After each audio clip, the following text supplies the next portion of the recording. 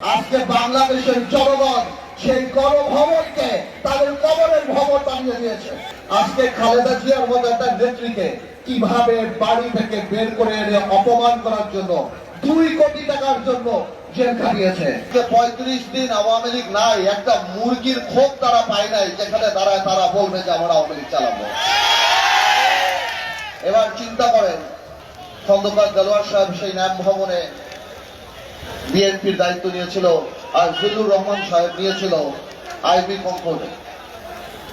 আজকে একবার কল্পনা করে দেখুন, আজকে 35 দিন আওয়ামী লীগ নাই, একটা মুরগির খোপ তারা পায় নাই যেখানে দাঁড়ায় তারা বলবে যে আমরা আওয়ামী লীগ চালাবো।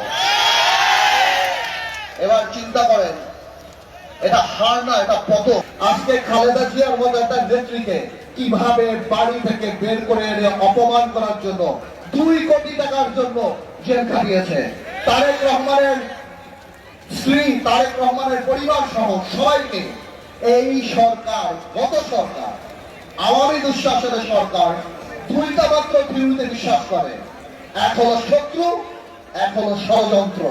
ওনাদের বিরুদ্ধে কথা বললে আমরা শত্রু, ওনাদের বিরুদ্ধে আঘাত করলে আমরা ষড়যন্ত্র করি। এই 17 বছরে তারা এই কাজ করে করে মানুষের মনের মধ্যে থেকে জায়গা এমন ভাবে তাদের চলে গিয়েছে যে তারা তো পুলিশ দিয়ে খালেদা জিয়ার বাড়ি খালি করেছিল। আজকে বাংলাদেশের জনগণ সেই গণভবনকে তাদের কবরের ভবন বানিয়ে দিয়েছে। আমি আর বেশি বলবো না, আমি শুধু এতটুকুই বলবো, যারা শহীদ হয়েছেন, যারা আহত হয়েছেন, 17 বছরে যারা আহত হয়েছেন, আমার মনে হয় সরকারের পাশাপাশি একটা এই বৈষম্য বিরোধী আন্দোলনে যারা ছিল তাদের একটা লিয়াজত কমিটি আমাদের দলদের মাঝখানে করে দেওয়া উচিত। মাঝখানে আমরা অনেকে সাহায্য করতে চাই, কিন্তু আমরা পারি না, আমরা পাই না, আমরা যোগাযোগ ব্যবস্থা স্থাপন করতে পারি না।